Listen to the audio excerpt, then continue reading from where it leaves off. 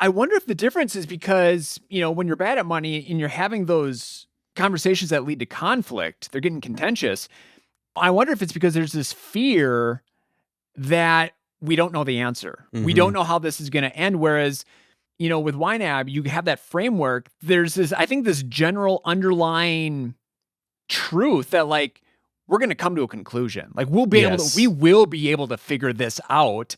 It might not look the way you want or I want, maybe there has to be a compromise there, but there will be a solution. Like there's a way out of this.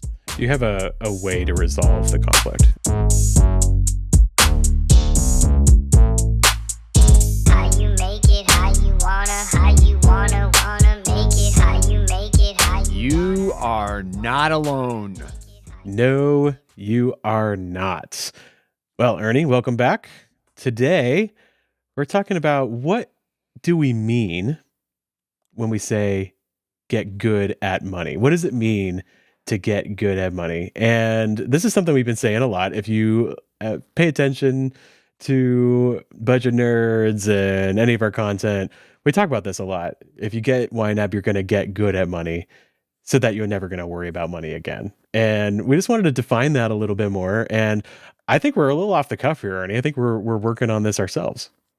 Oh, we absolutely are. So we are framing this more as a thinking out loud brainstorming session. You and I just having a conversation about what this getting good at money thing actually is. Yeah, I think it'll be good to just kind of figure it out, because this is the goal of YNAB. Like, this is why I use YNAB, is to get good at money.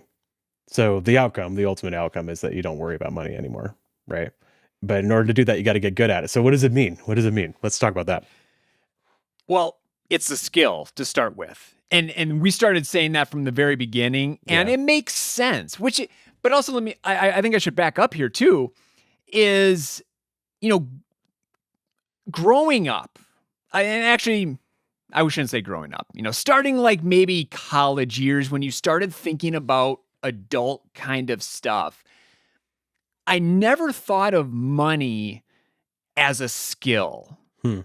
I guess I just thought it was something that just kind of happens around you, to you.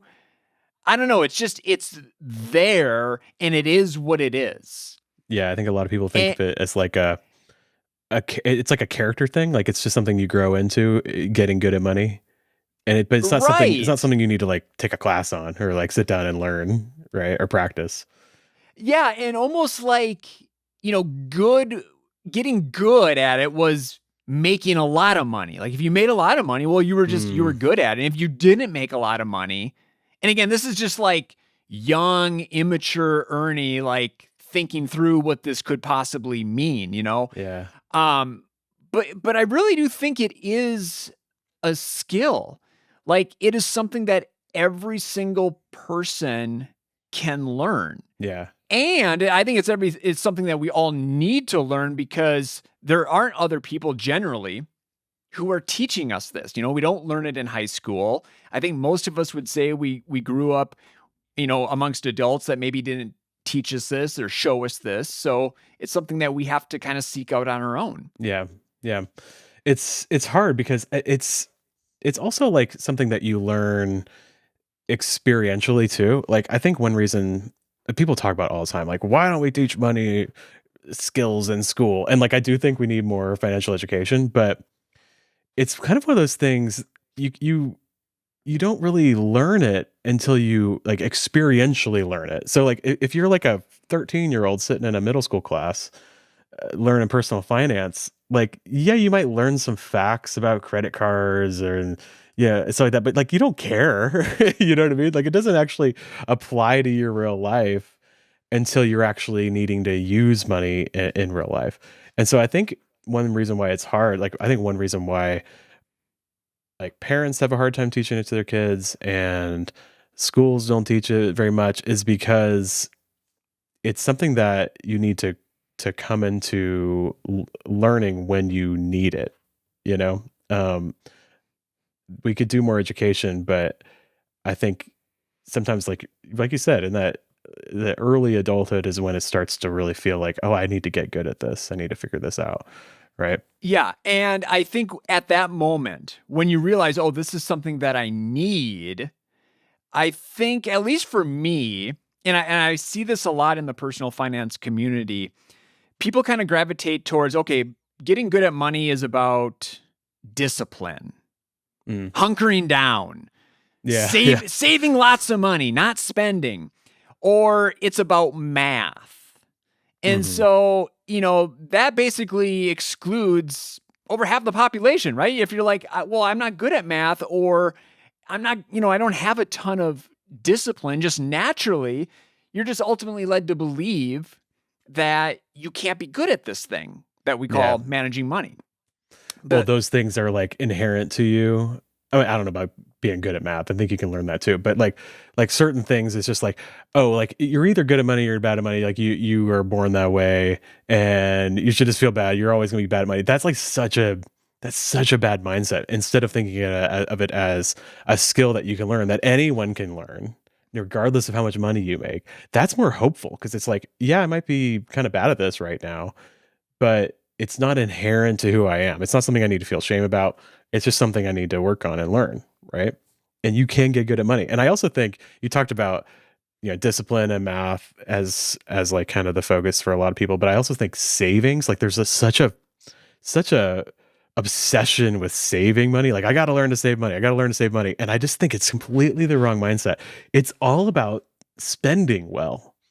That's what it is. And I think we have this negative association with spending. Some people say, I just got to stop spending. And it's like, you're always spending money, right? Especially when you think of it as a more broad view, and not like, I think when people say that, they think in like, oh, I got to stop going buying clothes at the mall, right? Or like dining out. But it's all spending. Paying your rent is spending. Paying your utility bill, spending, right? And so it's not really about hunkering down and learning to save. It's about spending really well, and the savings just happen automatically as a result. Like it's a downstream effect of spending well. And so I think that's one problem we have too, is like this total focus on saving and not enough focus on spending well and what that means.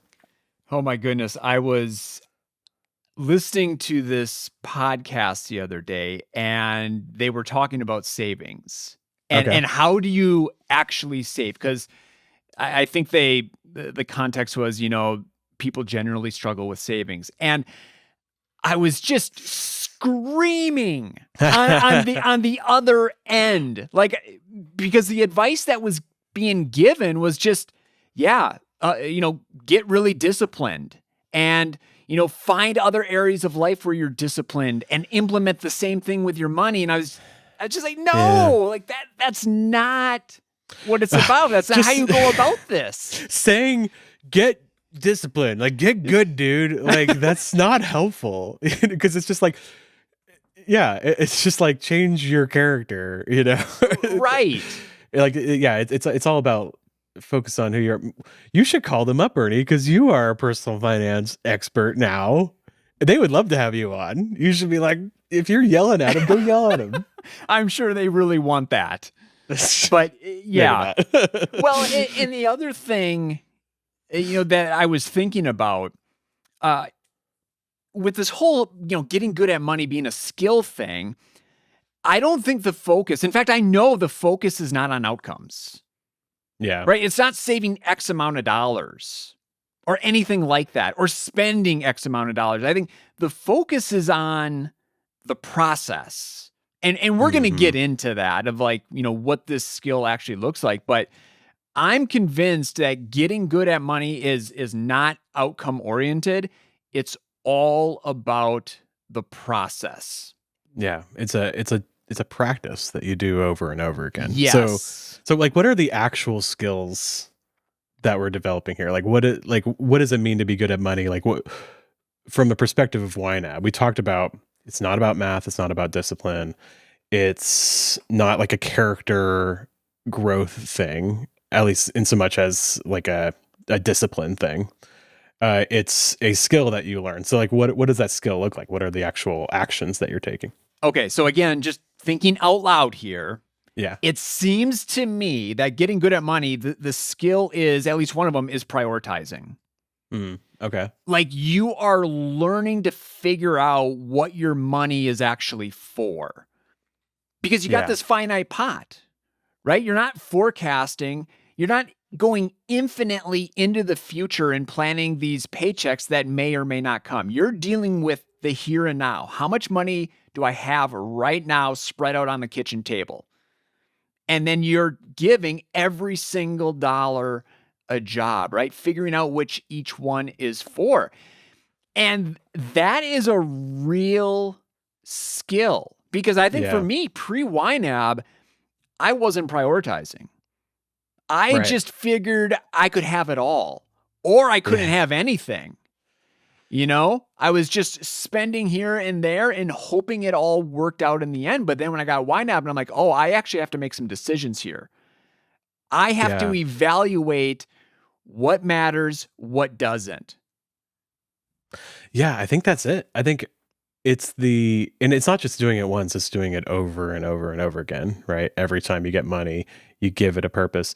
And yeah, I think you're right, because people don't do that. I mean, the people might look at their bank account and kind of be like, "Oh, I gotta generally slow down on my spending," or they might look at their bank account and be like, "I'm flush, I can spend on whatever I want," right? So like, I do think some people have like this pacing thing going on, right? Yes. But the angst is always there because you feel like you should have everything and you're trying to say yes to everything, but you're not embracing the scarcity, right? We talk about this a lot. YNAB is all about acknowledging that you only have so much money, and not only acknowledging it, but like looking at that as a good thing, and really embracing it, like saying, you know what, this is truth, and I need to say yes to some things, and that means I need to say no to some other things, and looking at that process of saying yes to some things and saying no to other things as a joy, right? Mm. Instead of, I think a huge mindset shift, because like what you described before, where you're like, I'm not putting the money on the kitchen table and putting it in envelopes. I'm not prioritizing. I'm not planning. Instead, I just want to have it all, and I try to make it work, or I try to out earn my spending, or I just like I'm just like upset all the time because I can't have everything I want, right?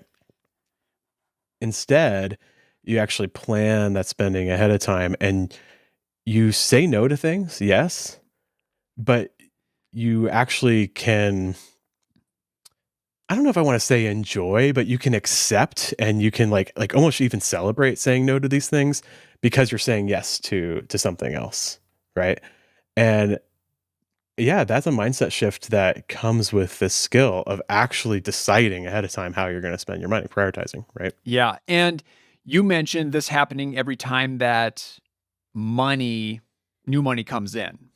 Yeah. And I realized early on with YNAB, it also happens basically all the in-between days as well, in between those paychecks, because life is happening, Yeah. right? Yeah. Circumstances are changing. Priorities are changing from day to day. You know, the way that I see and think about the world is changing regularly. How I feel day to day is changing. So between paychecks, I'm still regularly prioritizing. Yeah. Yeah. You prioritize, and then you prioritize again, Yeah. even before you get paid again. Yeah. Okay. So we got you get paid, you do the prioritizing, you say yes to some things and you say no to other things, right? And then it continues. Like, it's not just a one-time thing whenever you get paid, it's day to day. And we talk about this idea of finding the money first before you spend. Look at your categories and make sure you have the money for that. And if you don't, and you still want to buy that thing, make a trade-off. Say, okay, if I want this, what am I going to say no to in order to get it? Right. And that is by definition, that's prioritizing. That's the skill. Again, it's just not happening when you get paid. It's happening while you're spending. Right. And this is what makes YNAB really different, I think, from typical frameworks for handling your spending, where it's like you make a plan and you have to stick to it no matter what. No, Yeah. it's like a framework for making those trade-offs as well. So you're doing that prioritization skill over and over again, right? Right. And, when you do prioritize something, what I love about it is you can then spend that guilt free. Yeah. And it's just like, it feels so good. Yeah. And then you're looking at the plan. Okay, so where am I at after that spending? And are these still my priorities? And just, looking back over the past 13 years that I've been YNABing, it's crazy to think that like I've gotten really, really good at figuring out what Christy and I actually want to do with our money. Mm-hmm. And I guess I never guessed that that's what I was going to get good at when I signed up for YNAB all those years ago. Yeah. Well, there's also this like meta thing going on too, because we're tracking everything, right? And we have a record of all of our spending. So then we can go back and we can reflect on it again. That changes the way you prioritize in the future. Like I've been watching you, Ernie, do these lives, do these payday hangouts, right? On YouTube. And it's really inspiring me to like slow down a little bit. You know what I mean? Because I think I come in and I'm just like, I hit underfunded and I'm just like, whoop, we're just get it done, right? But I'll always keep it the same. But I see you like approving transactions and like just like looking through recent transactions and looking through carefully one by one each category as you're assigning money. And I'm like, okay, I think I need to slow down and like think and like reflect on it. I think that's part of the skill that we're learning too. It's prioritizing, it's making trade-offs, but it's also reflecting and saying, did I really like, how did I feel about this spending? Did I really enjoy it? Did it line up with who I am? Should I change that in the future too? So I think that's a part of it too, is like the looking back part as well. Yeah, absolutely. And, there are a lot of times where I'm just basically YNABing mindlessly. New money comes in and I just know priority one are the bills, and especially if it's the mortgage, that's the biggest bill that we have. And so a lot of times the money gets spoken for just basically automatically and right away. But then we get to other things, further on down the month, other paychecks come in and we start having more options. Do I still want to put $100 towards car repairs? Or based on what we have in that category balance, do I want to change that a little bit? For fun money, like what do we want to do with this little extra that we have? Or if it's a windfall, what do we want to do with this big extra? Like there have been so many times where Christy and I will look at each other and we're like, well, what do you want to do with this money? Well, what do you want to do with this money? No, what do you want to do? And like, we just go back and forth and like, it's really difficult because we have all these different options and it's difficult to pinpoint what we actually want. Yeah. I think this is why people are tempted a lot to leave money in ready to assign. Just like let it sit there. And I want to encourage people so much. Just go all the way down to zero every time. Because I think you're right. When you first start, it's super easy. Like you got to take care of the mortgage. You got to take care of the light bill, right? It's obvious because you got to live and function, right? But as you get closer and closer to zero, it gets harder and harder because the options, like you have a lot of good options, and what you're doing there is you're really just like you're like literally putting your money where your mouth is. You're like, what do I want? What's important to me? And I think so many people stop, like they don't get all the way down to zero because there's like, this is too hard. I'll just like kind of wait and see. And then you end up spending that in a way, maybe you end up spending in a way that you ultimately would have chosen anyway, but you'll never really know. You know what I mean? Like you'll never really know what you want. And this practice of prioritizing over and over and over again, it shows you what you want. Like it forces you to decide what's really most important to me. And that's the skill we're developing. You know what you want because you do this regular practice of prioritizing. So yeah, I hear you on that. I've experienced that too, where I'm just like, I don't really want to assign that last $100. I don't want to commit to anything. Yeah. Right. I mean, it is tough work. And I think a lot of times we don't want our money to be tough. We want it to be easy easy in the sense that like I don't have to think, right? Like Yeah. my decisions are already made up for me. But it is tough. It takes intention. It takes patience. It does take some discipline sometimes to just kind of sit in that messy middle or that uncomfortable state where there's money and ready to assign and you can't figure out. So you keep going back and forth. But that practice will eventually get you to a place where you can make that decision and commit to it. Yeah. Okay. So what is the skill? It's prioritizing. It's making trade-offs. I think there's that like reflecting back. But the point of reflecting back is, again, prioritizing, right? Yeah. And the result of prioritizing is you know what you want. You actually prove it to yourself every single time you do it. Like, this is what I value. This is what I don't value, right? By putting money to one or the other. So I think it's the skill is knowing what you want. Again, Ernie, it's like that, like the Notebook. What do you want? What do you want? It's not that simple. What do you want? I always go back to that scene where it's just, what do you want? That's what this is. I think the skill is knowing what you want and then making sure that your money moves that way, right? So the skill is again it's spending well. It's the good spending, which I think is not like, I really want to be careful here. It's not like this moralistic thing. It's not like what your grandma tells you should do to make her proud. It's what do you want? And spending that way, right? Yeah, because when you know what you want, that is going to allow you to stick to those decisions the next day, the next week, the next month. If you are making decisions based on what other people want, based on what other people are saying, based on what AI is telling you, right? You have nothing, there's no investment there from you. You didn't come up with those decisions yourself. So when the rubber meets the road, you're going to give up on that stuff because you have no vested interest there. You didn't come up with that on your own. So yeah, you need to go through that hard work of figuring out what you actually want if you want to stick with something. Yeah. And I think this is why the way that YNAB, the software, is designed, it's always going to put the person in the driver's seat, right? I mean, like, we could add all these AI features that just like does it all for you or whatever, but that you lose the skill then, right? Yeah.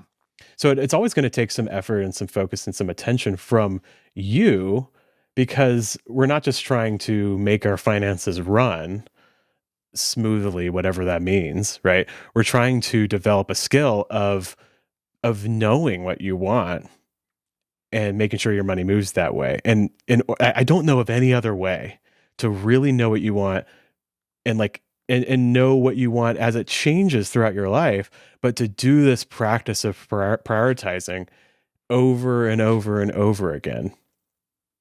And if you do, you get good at money, right? You develop that skill. Yes. Okay. We thought of some things that kind of make this a little more practical. Like, that was all very pie in the sky heady, right? What does it look like in real life? Like, how does it show up in your spending? So how do you want to do this? You want to go through the bad at money and then give kind of the good at money? Yeah, because we talked about this a lot, where it's like, the flip side of being good with money is bad at money, right? And so what does it look like to be bad at money, and like in like the opposite? What does it look like to be good at money? So one, I think this first one we have here is about feelings. When you do spend, you feel a tinge of guilt or second guessing, right? So if that means that if you're feeling that, it means that you haven't gotten the skill yet. You're bad at money, right?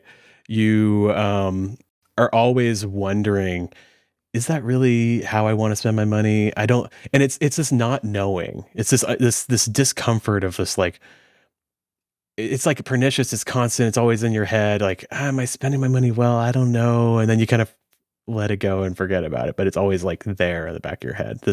And the guilt, I think, is part of it too, where that's like more coming from the outside. But the second guessing is almost like coming from the inside. Like, I'm just worried and I don't know all the time. And then the flip side of that, when you spend, you feel content, aligned, even joyful at times. Yeah. And that includes even if you're spending in a way that your grandma would think was dumb, right? You're like would snip at, right? It's I think I always like go back to like I think getting this like moralistic view out of your spending and focusing more on what do you want and that and it also involves your values, your moral values as well. But don't let other people define it for you. Like just focus on what you want, and then you feel like you're aligned with who you are, and the spending is fun. It's joyful. It's content, right? And it shows up in the weirdest ways, at least in my life. Yeah. I still remember walking out of Menards one afternoon after buying 12 furnace filters. I bought an entire set for a year, and I was so happy. I was like, this is so cool. I had money in the home maintenance category, and I was able to buy all my furnace filters for the year. Yeah. So silly. Yeah, but it feels good because you feel like you're taking care of your home, and it's all connected to bigger things. But it's just like little things like that. You just feel excited about it. Yeah, like I showed you guys. I think it was last time we did Budget Nerds. I showed you guys my giant box of Legos, that giant Lego set I bought. Like I spent so much money on that. It was upsetting.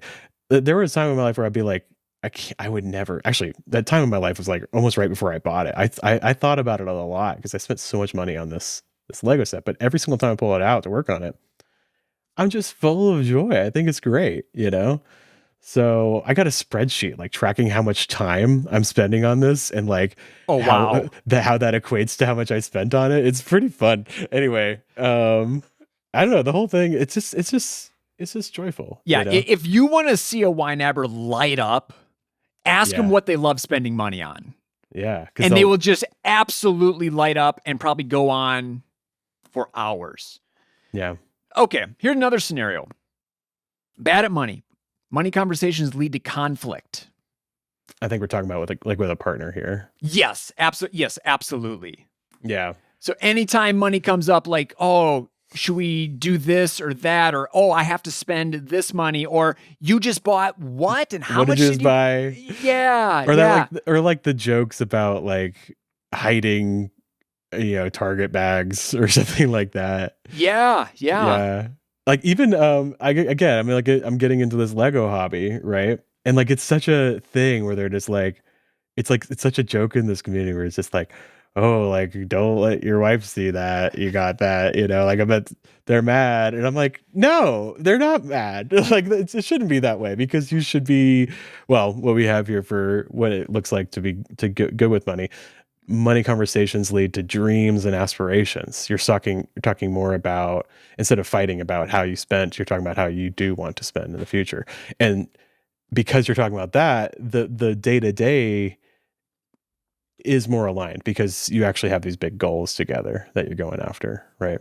Yeah, it makes a complete difference. I'm thinking especially about the fun money categories. Mm-hmm. Christy and I both have X amount of dollars every single month. We can spend however we want, guilt-free, no questions asked. And that's how it plays out.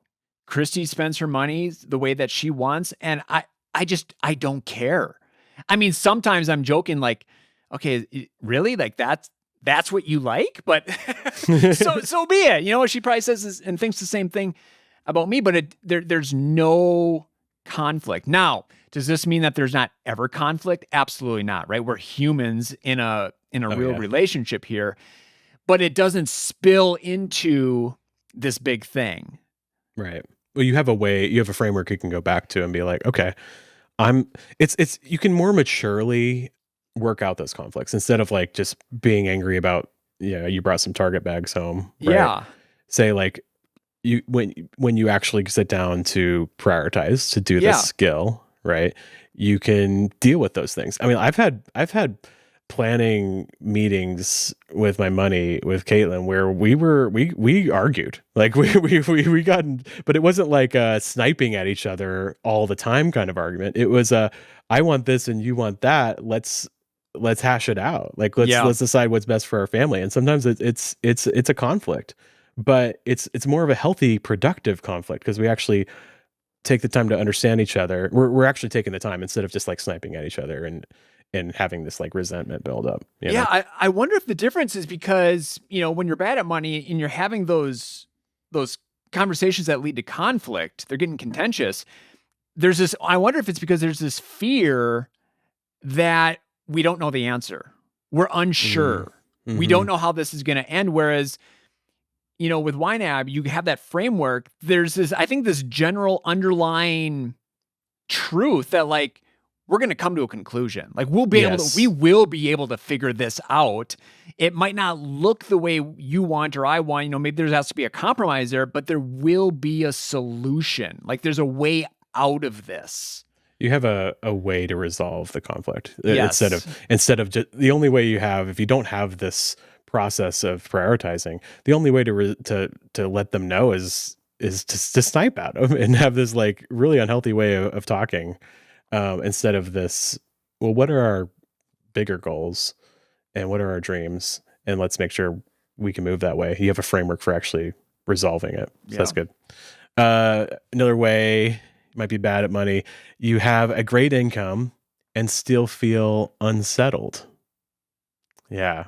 I think this is true. Like I have seen it. I'm so convinced. I've seen it over and over. I've talked to people who make so much money, like it's mind popping, and it's eye popping. And I'm just like, you're still feeling unsettled. And I've talked to people who make a lot less who feel better. I don't think it correlates at all. I mean, do I really believe that? I think there might be a certain point where it's just like, so I don't know if you're just like a bajillionaire. I don't know, but like right. Regular people, For normal people, you and I, yes. I just think that you still have to grapple with that scarcity, and you can still feel unsettled if you don't, right? And then the flip side, you have a great income and feel settled, right? That could be one. Yep. Bad at money, you live paycheck to paycheck. Mm. So you're timing bills to paychecks. You're constantly thinking about due dates, just carrying all that mental overload versus you live a month ahead. Money is easy, right? This month's paycheck is going towards next month's expenses. You're living on a previous month's income. Yeah, and I've talked about this before. Like you can be living paycheck to paycheck and feel like you're good at it. You know what I mean? Because you have all these real skills of getting the timing right and just making sure that like you just squeak by where you have enough in the account to pay the credit card bill, and you're always like it always just lines up and the money comes in right at the nick of time, right? And you're like, I'm pretty good at this, but you're spending a lot of time on something that you don't necessarily have to spend all that time on. Like I think really being good at money is letting all of that fade away by getting a month ahead, right? Yeah. And we have a million episodes about that. So all right. You make spending decisions based on how much money is in the bank account. This is what I talked about at the beginning. So this is a sign that you're bad at money. The only way you have to control your spending is to pace it based on like what you happen to have in the checking account at any given time. And oh man, I feel like credit cards muddy that water like a whole lot too, and you're just like doing all this mental math. It's again, this can be something where you feel like I'm actually pretty good at it. I mean, I'm good at pacing myself based on what's in the bank account, but I think it's more of a sign that you're bad at money because you're not actually planning your spending. Right. And just going back to priorities, like when you're spending based on account balance, do you actually know what you want? I'm sure there's some things you're like, oh yeah, I can buy that. I definitely want those things, but can you get them all? You don't even know. Well, you don't know. It's just like the thing that you say no to just happens to be it's based on timing. It's just like what happens to you say no to the thing, not because you value it less than something else. You say no to it because your bank account happened to be low in that moment. Right. Instead, if you're good at money, you spend based on a plan. You plan all your spending ahead of time and you spend based on that, right? Instead of just this arbitrary bank account number. That number lies to you, man. It's too big, you gotta break it down. Your spending is reactive versus your spending is proactive. Yeah, you're spending based on just like the way you feel in the moment, right? Instead of what you actually want, right? I think that goes back to the prioritization. Yeah, and you're spending and then you're going to figure it out later Mhm. versus I already figured out what I'm going to do with this money and now I'm just spending it guilt-free. Yeah. This one I think might be my most favorite on the whole list, just because of the wordplay. Inconveniences are emergencies instead of emergencies are inconveniences. Okay, so we all are gonna have financial emergencies in the sense of like something unexpected or something that's not usual. Non-monthly expenses is what I think of. Just things that don't come up every single month. Um, and if you're if you don't have the skill of prioritizing, if you're still bad at money, you just don't even think about it. Every time one of those things comes up, it's a big fat emergency and you're freaking out, right? Right. Back to school, right? We're at that point. Can you believe it already in the summer where we're thinking about back to school and that can be an emergency because it can feel like an emergency because there's a lot to buy. Those things get expensive. I have Caitlin and I have a thing in our Todoist, just like a list of things to talk about whenever we sit down and plan our spending for the month. And I have one right now called do we need a back to school category? Right? Because I think what we've been doing is like when August comes around, we fund it. But I was like, wouldn't it be nice if it wasn't something that we had to fund special? It was just something that we save for all year. That'd be kind of cool, right? Well, hey, great time to plug our back to school YNAB template. Yes, love it. Do it. Yeah. Oh, I just did. Oh, okay. That was my plug. You want to say a little more about it? Okay. What is it? What is it? Yeah, so I think the URL is ynab.com/templates, and we have all these pre-made categories that you can import into YNAB, and we just released a back to school one. So and they're all customizable. So you don't have you can change the categories or delete them. You can change the amounts that we set for the targets. Customize it to whatever you want. But it just helps you think through what's coming down that spending pipeline. I love that. Yeah. So you can actually just import those into your YNAB plan right now and start working on it. So that's pretty cool.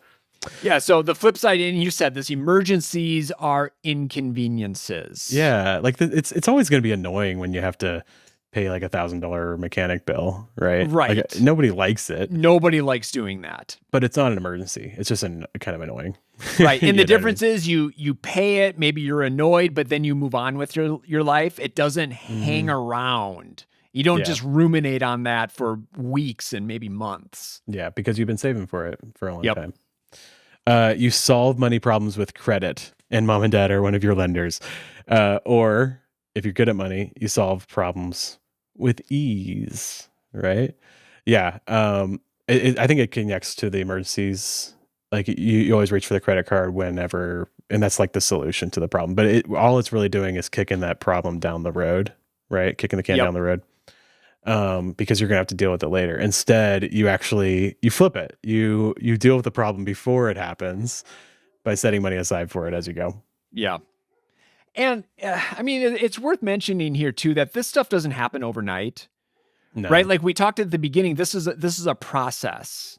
It's not necessarily this outcome where like, oh, I'm going to start YNABing and instantly I'm never going to use mom and dad to help me solve emergencies again.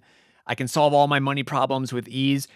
It does take time, but it's just that always coming back to prioritizing, right? You just keep prioritizing, reprioritizing, and you become more aware and you start just kind of feeding all those things in your life with dollars. Yeah. So that eventually you get to the point you wake up years down the road and you're like, oh my goodness, I can solve that problem with ease now. Yeah. Yeah. Because the ease part comes from the preparation ahead of time because you prioritize and you actually thought through everything and you said, oh, I actually do value the car. So I'm going to save for repairs. Right. And then you just pay it. It's easy. Right. Yep. Even though the reason why it's easy is because you worked hard before. Right. You figured out what you wanted. You feel money is meant to be managed. Okay, let's talk about that. It's a sign that you're bad at money. Money is something that you need to manage. What do we mean by that? It's this chore. This Yeah. thing that you like have to do to be an adult. Mhm. And, usually you approach it with some annoyance. You're grumpy. You're not looking forward to it. Yeah. Where the flip side is, if you're good at money, you feel money is meant to be spent. Meant to be spent. I love that. Yeah, money is the whole reason why you have money is to spend it now. And you might be saying, "Ah, what? You're supposed to save." Saving is just spending later, right? And so instead of like this chore, this like adulting thing, it's actually a joy. It's money is meant to get you the things that you want and need out of life.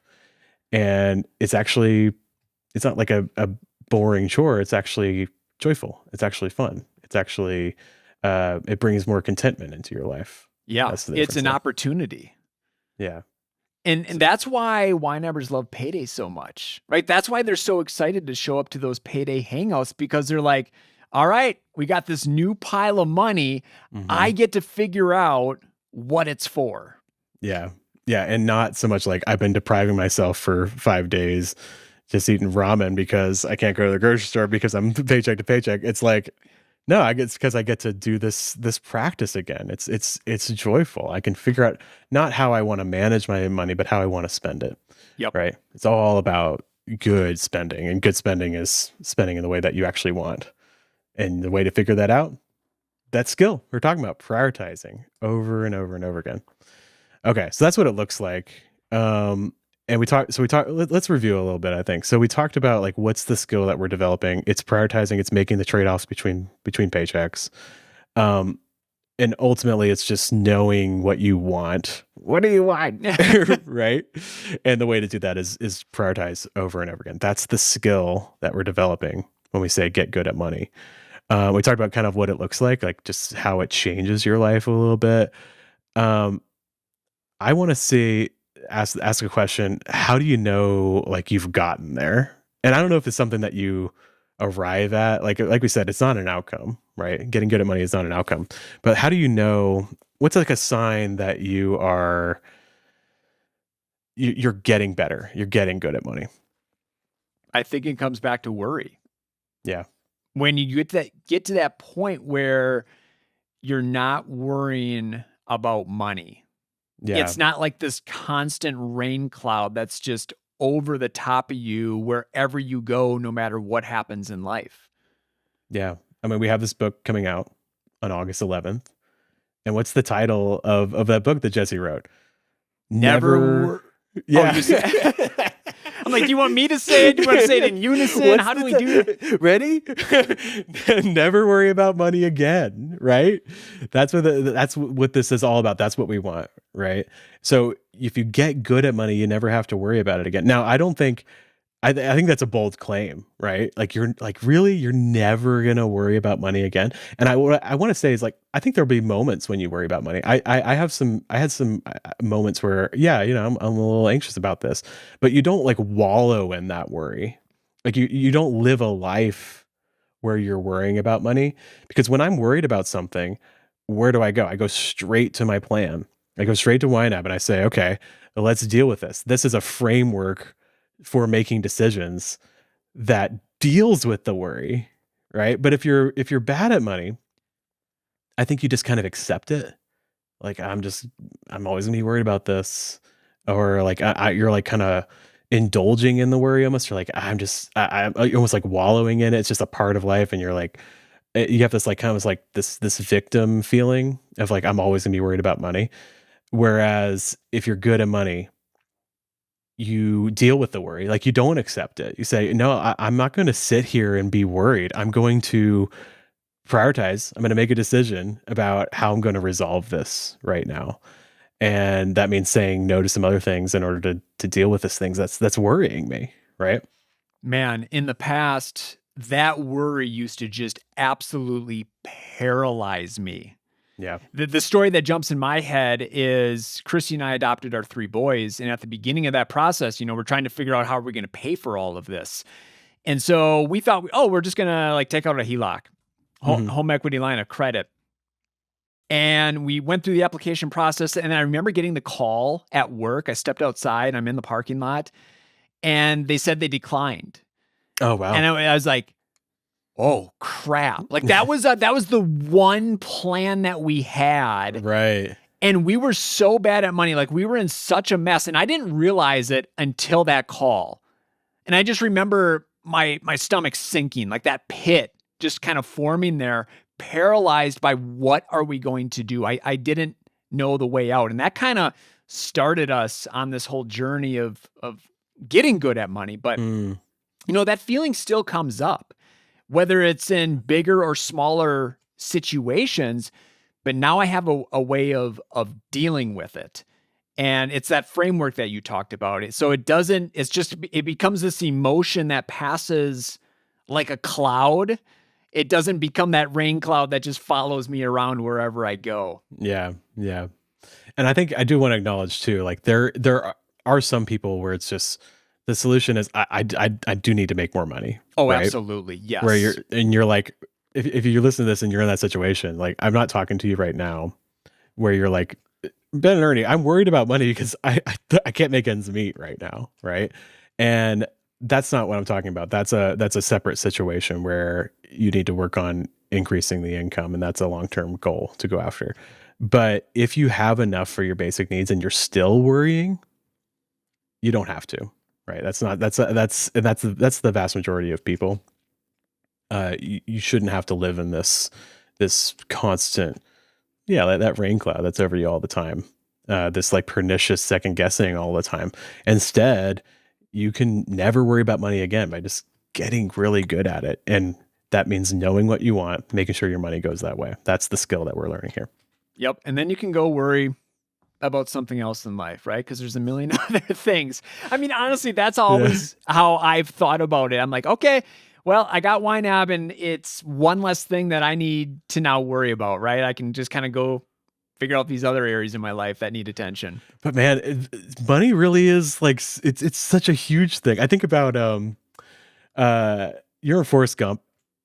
I mean, it's like a 25-year-old movie now. So I'm going to reference a 25-year-old movie. But it's got to be older than that. I think it's like 99. I don't remember. But anyways, there is a moment when, do you remember there's a scene, I think about it all the time, when like somebody he was working with, I think it was Lieutenant Dan or whatever, sent him a letter and was like, I invested our money in, he's like, some kind of fruit company. It was Apple, right? So I never went back to work for Lieutenant Dan. Though he did take care of my Bubba Gump money, he got me invested in some kind of fruit company. And so then I got a call from him saying, we don't have to worry about money no more. And I said, that's good. One less thing. Yes. And he's like, and he said, we don't have to worry about money no more. And I said, that's good. One less thing. Right.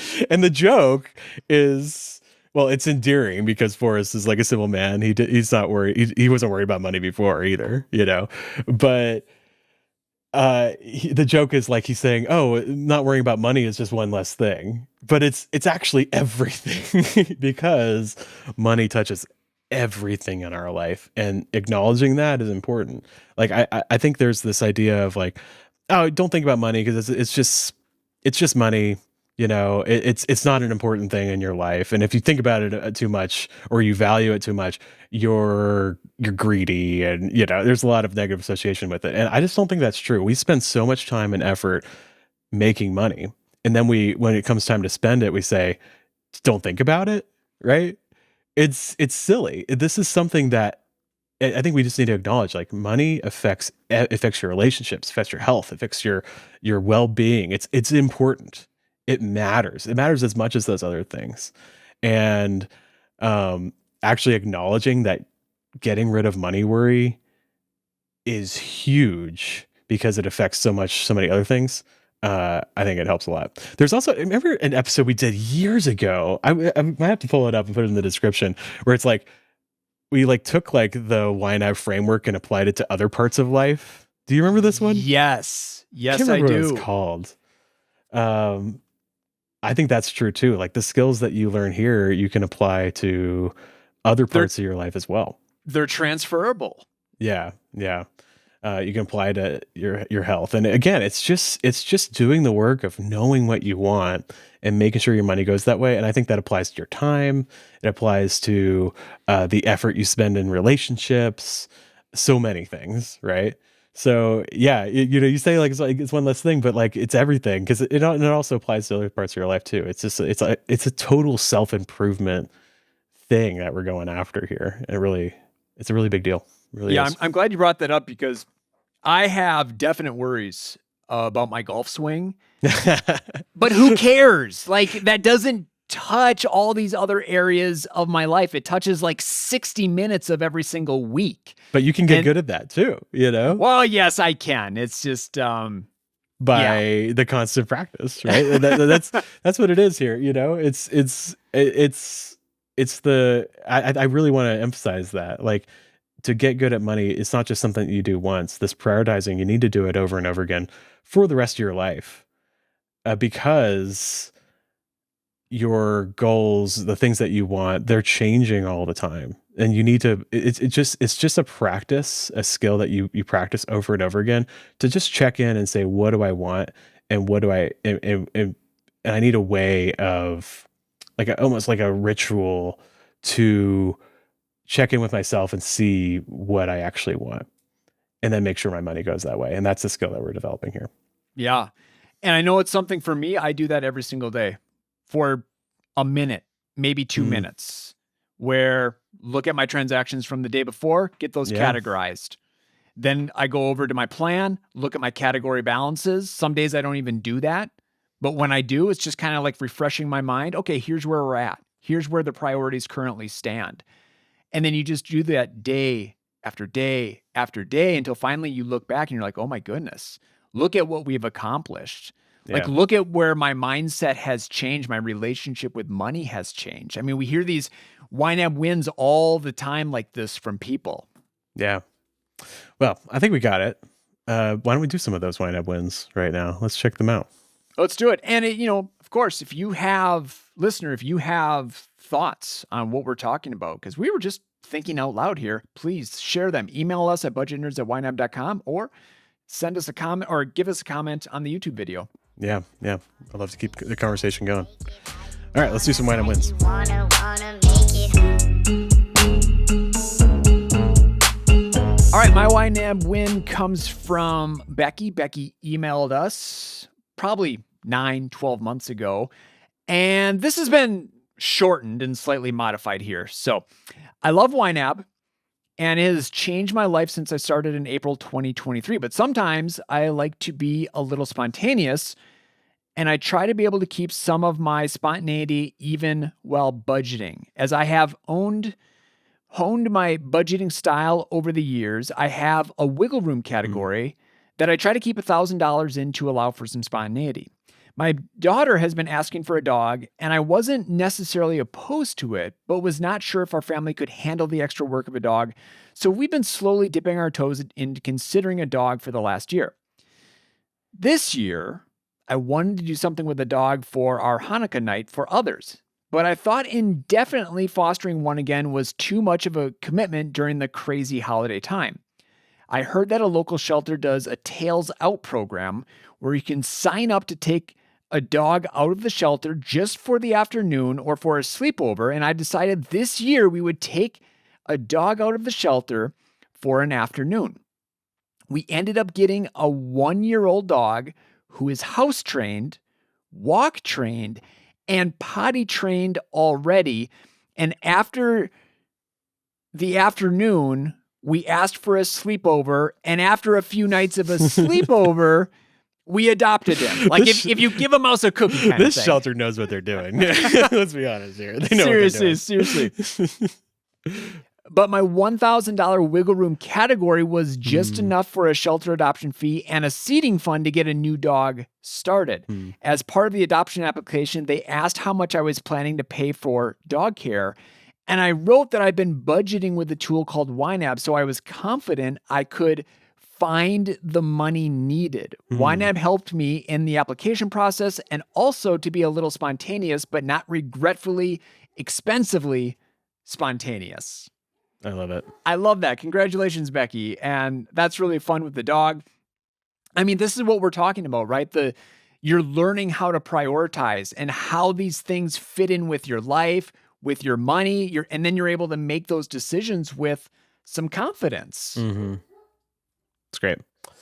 All right. I have an email from Lucas. Lucas says, I have a sinking fund in YNAB that I call expected unexpected, which primarily covers house and vehicle repairs, but also, well, the things you just can't expect.